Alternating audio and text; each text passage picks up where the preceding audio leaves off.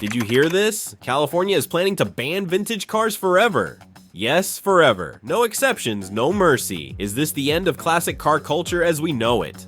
For decades, California has been the beating heart of car culture, home to iconic car shows, legendary restoration shops, and millions of enthusiasts who cherish vintage vehicles. But now, the California Air Resources Board is proposing a ban so extreme it could force these cherished classics off the road entirely, all in the name of zero-emission zones. Why target these rare, barely driven cars? How will this change California's status as the car capital of the world? And could this ban spread across the United States?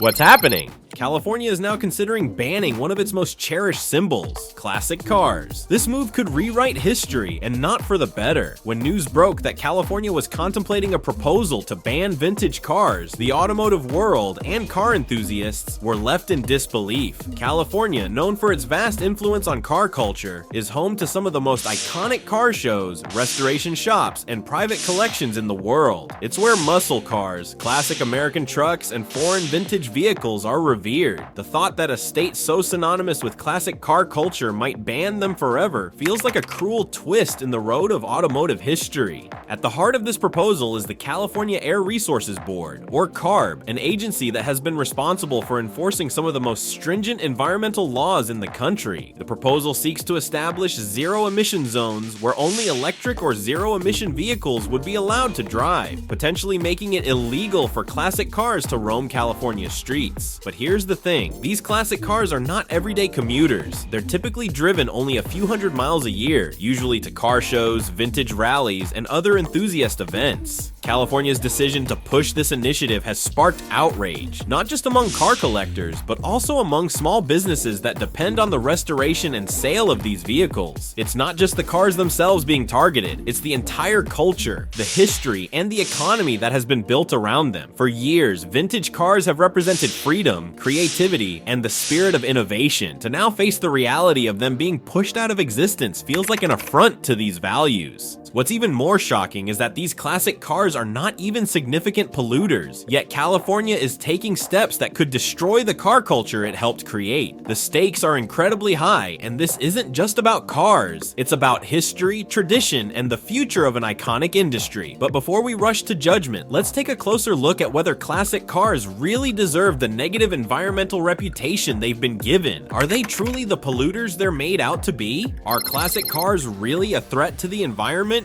Despite what some might have you believe, vintage cars aren't the environmental villains they're often made out to be. In fact, they're probably the least of California's pollution problems. The argument that classic cars are major polluters has been one of the driving forces behind California's proposal. But when you break down the facts, the narrative doesn't hold up. Classic car owners, including myself, drive their vehicles for one purpose: enjoyment. These cars are not everyday commuters. The average vintage car owner drives a classic vehicle only a few hundred miles each year, whether it's taking it to a weekend car show, a local cruise night, or just for a leisurely drive. These cars are typically not on the road long enough to make a significant impact. Contrast that with the average daily driver. A modern vehicle, such as a new sedan or SUV, racks up around 15,000 miles per year, emitting pollutants for every mile traveled. In comparison, a classic car that is driven between 100 to 500 miles annually barely registers in terms of its carbon footprint. The irony is that a new vehicle, which is designed to be more fuel efficient, can easily produce more emissions over the course of 1 year than a classic car might in its entire lifetime. Moreover, the carbon footprint of manufacturing a new vehicle, particularly one powered by electric batteries, is far greater than the emissions produced by a vintage car, which has long been paid off in terms of manufacturing emissions. The argument against classic cars being gas guzzlers and major polluters falls apart when you consider the broader context. Most vintage cars are driven sparingly, and their emissions are minimal compared to modern vehicles that are on the road constantly. These classic cars, which are driven by enthusiasts and collectors who care deeply about preserving history, are simply not a significant threat to the environment. Instead of demonizing them, we should be focusing on more pressing sources of pollution. But let's not forget, the proposal is driven by more than just environmental concerns. It's about regulation and power. So who exactly is behind this push, and what's their agenda? The role of the California Air Resources Board. Behind every bold regulatory move in California lies the powerful California Air Resources Board. But who exactly are they, and what do they stand to gain from regulating classic cars out of existence? At the heart of California's proposal to ban classic cars is the California Air Resources Board, an agency with enormous influence over the state's environmental policies. CARB has been at the forefront of pushing for some of the most stringent air quality standards in the nation, and its influence has only grown stronger over the years. But as CARB continues to expand its reach, questions arise. Is it really about improving air quality, or is it more about pushing an agenda that could reshape California's automotive landscape? This isn't the first time CARB has made a bold move. Over the years, they've pushed for numerous initiatives that have drawn criticism from both consumers and businesses. From increasing fuel efficiency standards to limiting the sale of diesel vehicles, CARB's decisions have significantly impacted the automotive industry. However, the focus on banning classic cars appears to be a step too far, especially when considering how minimal their environmental impact truly is. CARB's reach is immense, but not without controversy. As they push forward with this proposal, many are asking whether this is truly about the environment or if it's about control. Control over what cars Californians can drive and the future of the state's automotive culture.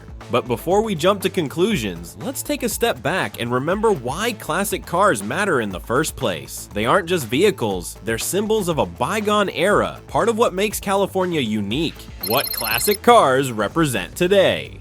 Classic cars aren't just relics of the past, they're living symbols of American history, innovation, and craftsmanship. But what do they truly represent in today's world? To understand why classic cars matter, you need to look at what they represent. These vehicles are not just modes of transportation, they're part of America's cultural and historical fabric. These cars bring people together, whether for a casual cruise night or a multi-million-dollar auction. They are symbols of a time when cars were built for performance and style, not just for practicality and efficiency. In today's world, classic cars represent an appreciation for craftsmanship, design, and the pursuit of perfection. And for many, driving a classic car is a way to connect with the past, reliving a time when cars were more than just machines. They were works of art. Classic cars are more than just a hobby. They're part of what makes California and America great. The push to ban them is not just an environmental issue. It's a cultural attack on everything these cars represent. But the question remains, what happens if this proposal passes? What will the fallout be for California's economy, culture, and car community?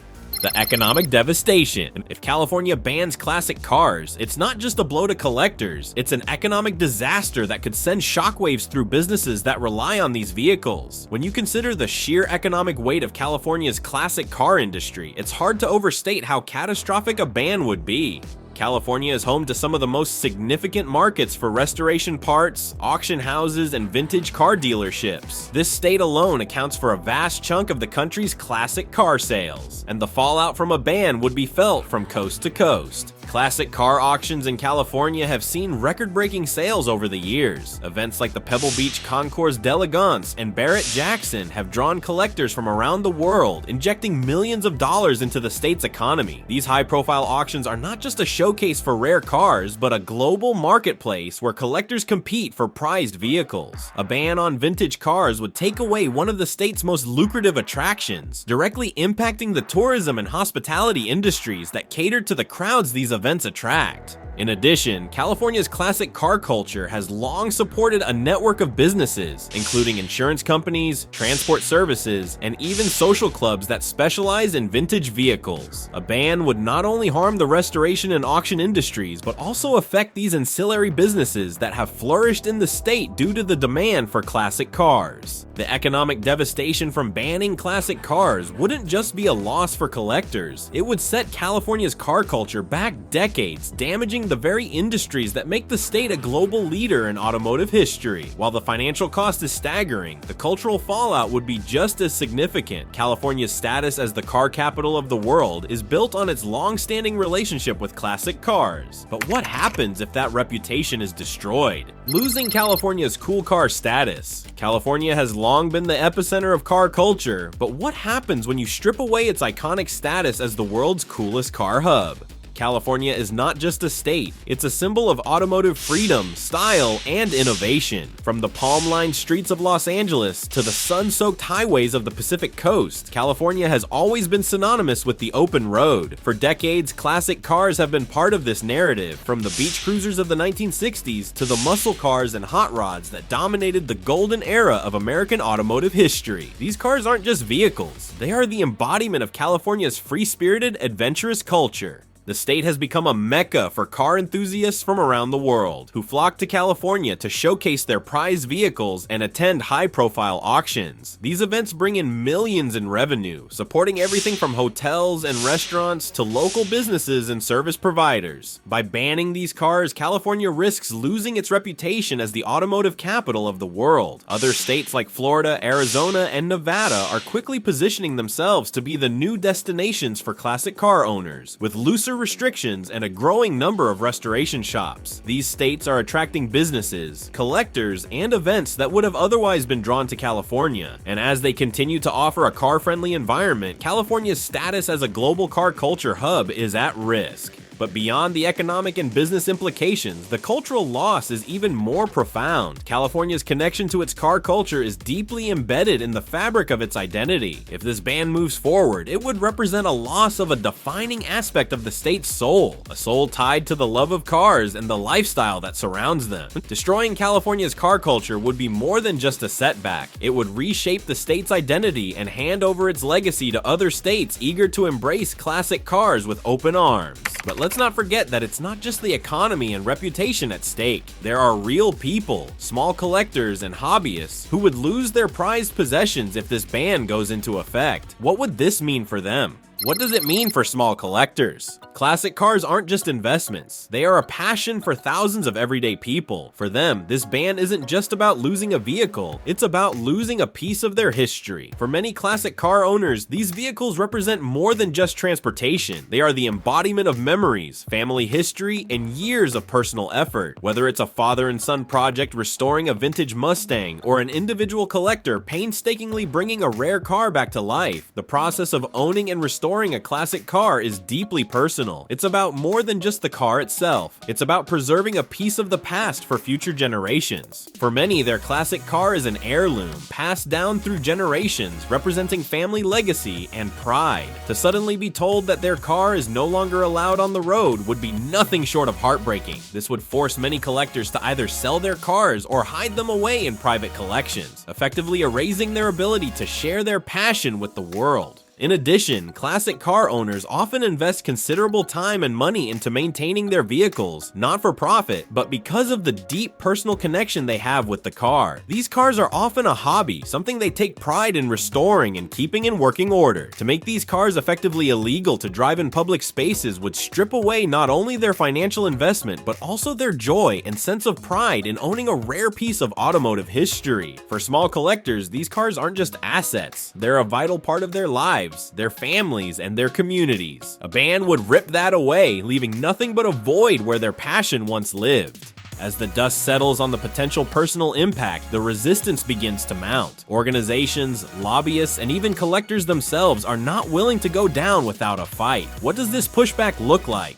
The fight back begins. California may have a powerful regulatory agency pushing the ban, but the backlash is louder than ever. It's time for car enthusiasts to take a stand. The reaction from the automotive community has been swift and organized. From lobbying groups to passionate car collectors, people are pushing back against the proposal with everything they have. Organizations like Specialty Equipment Market Association and the National Automobile Dealers Association have already voiced strong opposition, arguing that banning classic cars would not only harm car culture, but also damage California's economy. These groups have begun mobilizing, speaking out against the proposal, and pushing for legislative action to protect the rights of classic car owners. Lawsuits are being prepared, with legal experts arguing that the proposal violates property rights and the economic freedoms of car owners. The resistance isn't just from car enthusiasts, it's also from businesses that depend on classic cars, including restoration shops, parts manufacturers, and auction houses. The pushback isn't limited to small-scale efforts. Larger car shows like those in Pebble Beach and Monterey are rallying behind this cause. These events not only celebrate California's iconic car culture, but also contribute millions of dollars to the local economy. Losing these events would be a significant blow to tourism, local business, and the automotive community at large.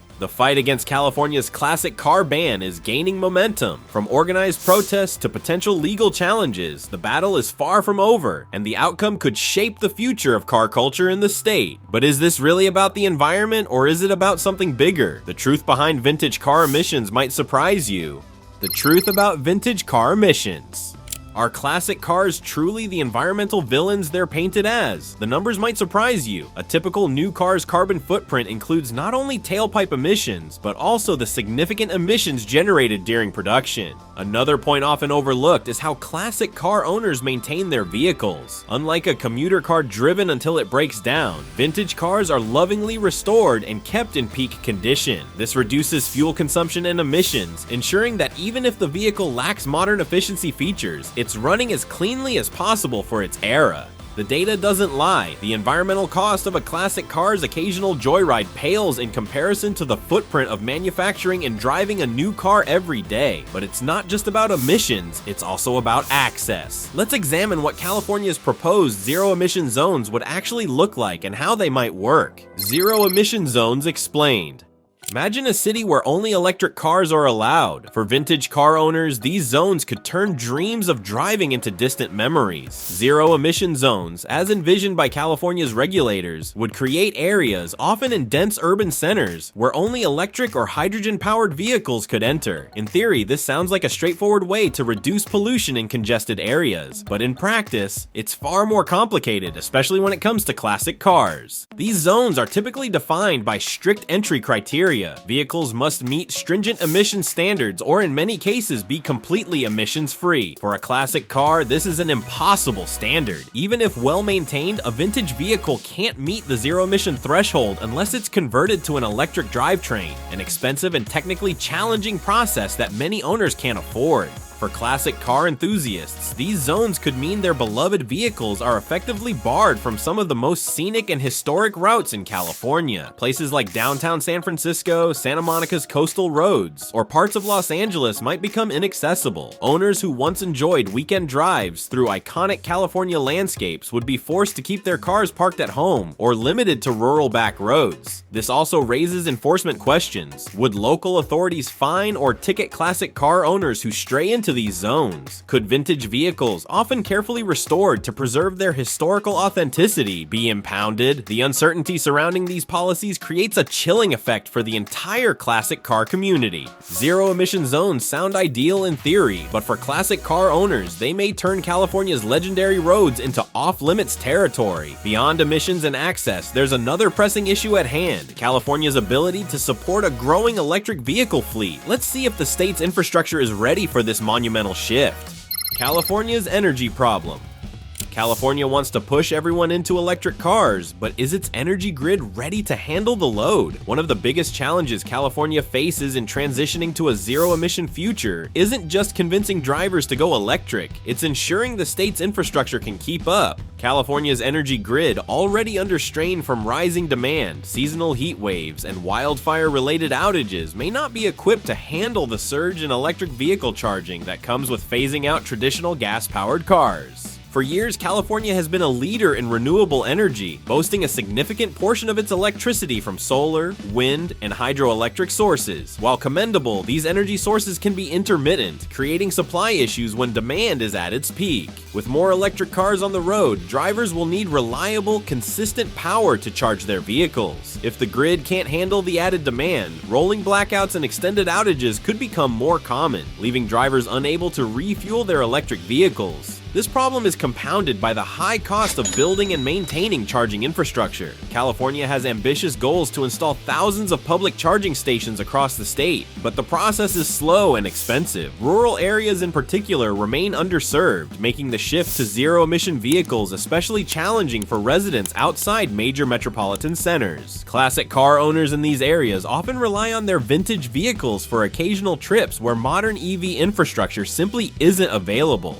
The The state's lofty goals also come at a financial cost. Expanding renewable energy capacity, upgrading the grid, and subsidizing EV infrastructure are multi-billion-dollar undertakings. These costs often translate into higher energy bills for consumers, which could push more Californians, already frustrated with high living costs, out of the state. Without significant upgrades, California's energy grid may struggle to keep the lights on, let alone power a fully electric future. California's challenges are daunting, but how do they compare to what other countries have faced? Let's explore how classic cars are treated around the world. A global perspective on vintage cars. California isn't the first to tackle classic car emissions, but other countries have chosen a different path. What can we learn from them? In the United Kingdom, for example, classic cars over 40 years old are exempt from emissions testing. The British government recognizes that these vehicles are driven sparingly and that their cultural and historical significance far outweighs their negligible environmental impact. Rather than banning them, the UK has chosen to preserve its motoring heritage while focusing its environmental policies on higher impact sectors. Similarly, in many European countries, vintage cars are allowed to participate in special historic vehicle registries. These registries ensure that owners maintain their cars in roadworthy condition and that they are used primarily for shows, exhibitions, and parades. By limiting their use rather than banning them outright, these countries strike a balance between reducing emissions and preserving their automotive history. Japan also provides an interesting model. Although Japan is known for strict emissions regulations on modern vehicles, it has a thriving classic car scene supported by enthusiast clubs and specialized maintenance shops. Rather than penalizing vintage car owners, Japan has encouraged collectors to keep these cars in top shape, ensuring they remain both safe and environmentally responsible. California's proposal stands in stark contrast to these international approaches. Rather than recognizing the cultural and historical value of classic cars, the state seems poised to treat them as liabilities rather than assets. By looking at how other regions have successfully integrated their automotive heritage into modern emissions policies, California could find a more balanced solution, one that preserves history while still striving for cleaner air.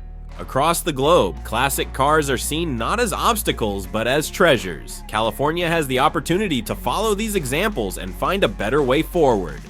But what happens if California pushes ahead with its ban? Let's take a look at how classic car owners might adapt and the new realities they could face. Will vintage cars go underground? Classic cars have always been symbols of freedom and open roads, but will California's proposed ban force them into hiding? If California's plan moves forward, many vintage car owners won't simply sell their vehicles or abandon their passion. They'll adapt in unexpected ways. Over the years, classic car enthusiasts have proven to be incredibly resourceful. The creation of zero-emission zones and tighter restrictions may result in a new underground car culture, where enthusiasts gather and drive their prized vehicles away from prying eyes and heavy regulation.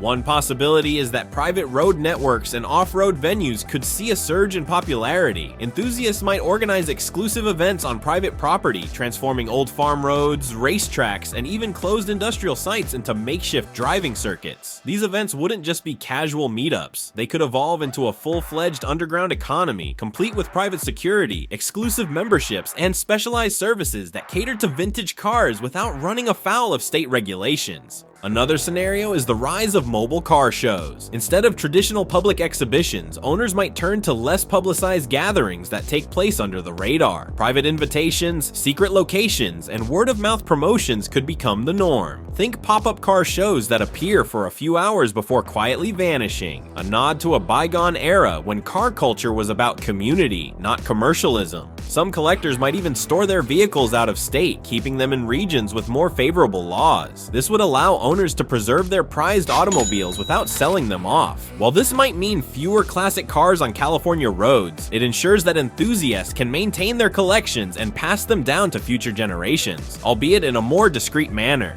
Even under strict regulations, the spirit of classic car culture is resilient. Owners will find a way to keep their passion alive, even if it means going underground. While some may take their cars underground, others are exploring a more forward-thinking solution, converting their classics into EVs. But is this the future of vintage car preservation?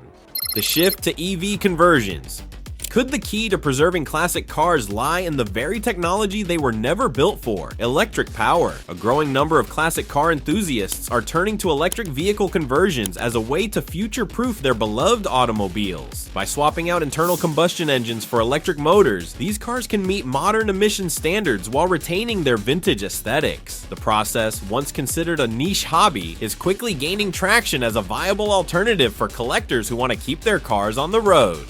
One major advantage of EV conversions is the potential for increased performance. Electric motors can deliver instant torque, transforming a classic muscle car into a modern powerhouse while still preserving its original charm. For example, vintage Mustangs, Camaros, and even classic pickup trucks have been converted into EVs that offer lightning-fast acceleration, smooth rides, and far lower emissions. Beyond performance, EV conversions offer practical benefits. Electric drivetrains require less maintenance, as they eliminate many traditional components prone to wear and tear. Owners no longer have to worry about oil changes, fuel system repairs, or exhaust issues. This simplicity can make owning and operating a vintage car more accessible and enjoyable in the long run. However, EV conversions come with challenges. The process can be expensive, often costing tens of thousands of dollars. For many enthusiasts, the idea of modifying a car's original engine and drivetrain feels like a betrayal of its heritage. Others worry that electric conversions remove the unique sound, feel, and character that define a classic car. Despite these concerns, the EV conversion movement is growing, and businesses specializing in these retrofits are becoming more common.